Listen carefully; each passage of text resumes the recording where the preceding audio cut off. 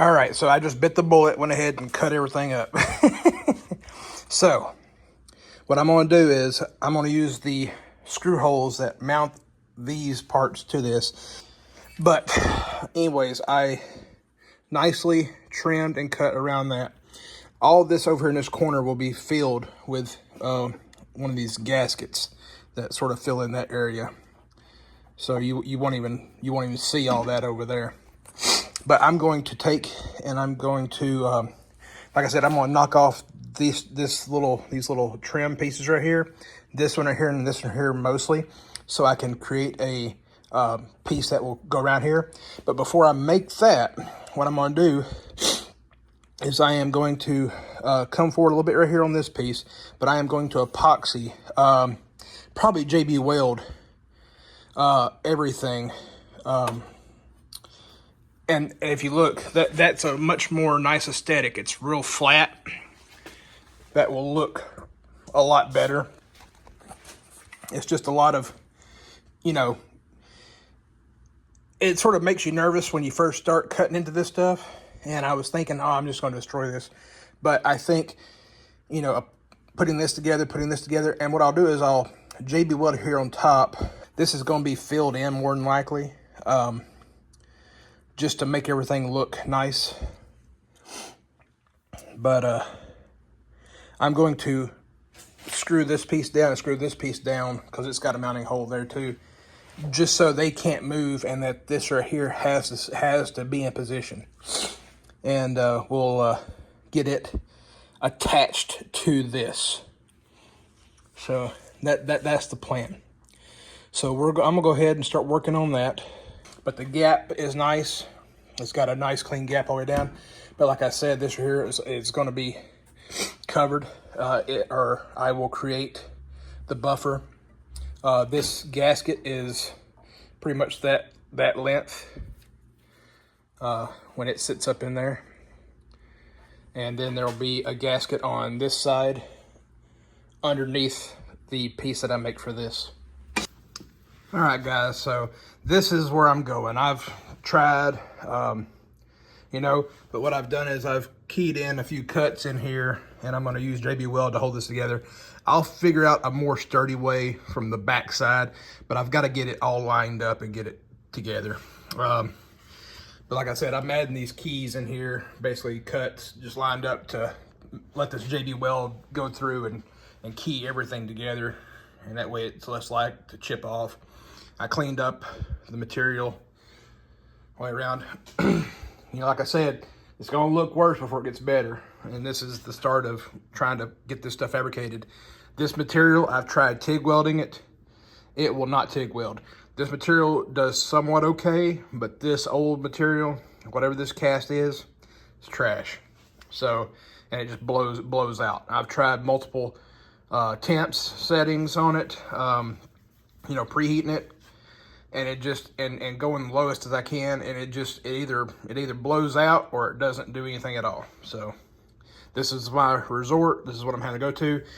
I can put this JB Weld on, get it keyed together, use some filler, make everything look even, get my gaps back together, and make it look good. So this is where we're going right now. This is going to be on the back burner though after a little bit. But like I said, once I get it in place and get everything lined up, and then we'll continue on.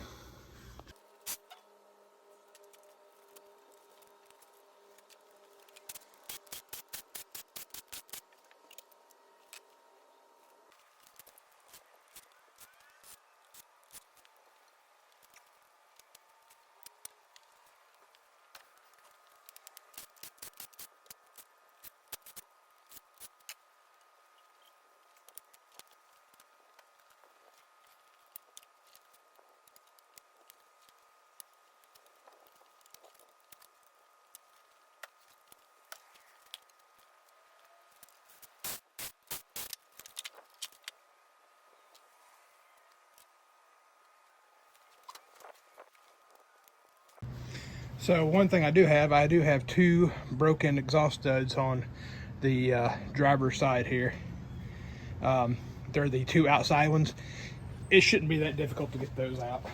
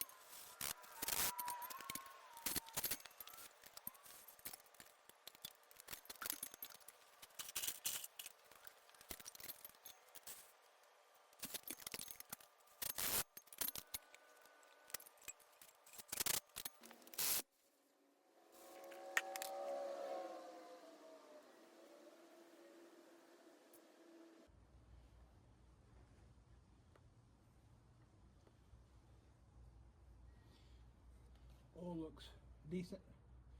Don't see any shimmer in it. There was a tad bit of water, like a tablespoon of water came out, but that's fine. That means that there really wasn't much in there. That could have just been from it sitting for a while.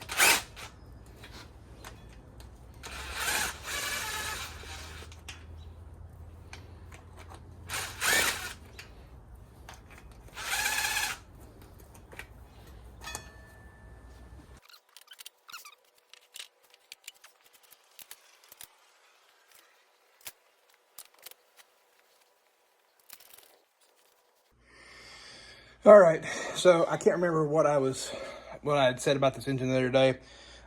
Taking it further apart, seeing what injectors were in the intake and stuff like that.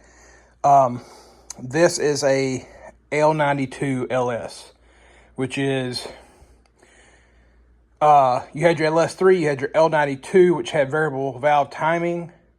Then your LH9 was the same thing as this, except it had flex fuel injectors on the intake. And then you had your L94, which was VVT also, and or variable valve timing, and it also had DOD, which is displacement on demand. So luckily this is an L92. That's fine. I don't need flex fuel, and all I've got to do is a VVT delete on this and be great. So that's the plan. 415 stroker kit, VVT delete, and a low rise intake. I've found a low rise intake on Facebook Marketplace. We're going to start off with that as far as whenever I get to the point where I'm running. And then we will start. We will do the supercharger after I get the car running and do a shakedown. But this is the plan so far. We're going to start off with this and build from here. Transmission. I gotta get a few things for this. The Holley wiring harness will wire right up to this. I got to get a dipstick for this transmission, and the shift linkage is they cut it, but all this right here is the same as this is the shift linkage that Shiftworks sends with their shifter. So this replaces this and hooks to this shifter, so to this transmission. So this will work out just fine, and we'll get to it from there. So I have JB welded these parts together. Everything's dried, holding. I was sort of smoothing out and blending in as it was drying, but now everything's held together. As you see, I put the keys, grinded some keys in there, so everything's being held together nice and tight. You know, that'll work out great. I'm gonna come from underneath now and throw some JB Weld on the bottom side here. I just gotta make sure that I keep it below this lip edge right here for for that to fit on top. Other than that, it doesn't matter because the shift plates fit towards the inside. And so I just got to make sure the JB Weld stays in here, which will lock this together even more. So I'm going to get to work on that real quick. Just trying to keep time.